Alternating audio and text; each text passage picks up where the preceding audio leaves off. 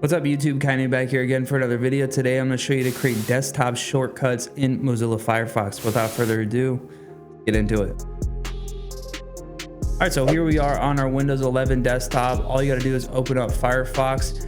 One thing I do want to say, something I really like about Firefox is that you get custom icons on your desktop for the specific websites that you're creating shortcuts for. So for example, if we type in reddit.com and we go to Reddit, and we go ahead and we create a shortcut. I'm gonna show you real quick how to do that. All you do is you go to the website that you wanna create a shortcut for, and then you're gonna see this lock right in front of the website that you wanna create the shortcut for. All you're gonna do is click on that lock and go ahead and drag it to your desktop.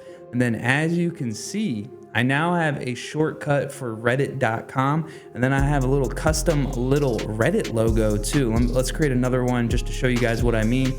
So let's open up youtube.com, go ahead and accept that. And then all you gotta do is click on the lock right here and drag it to your desktop. And then we get a custom little YouTube logo too.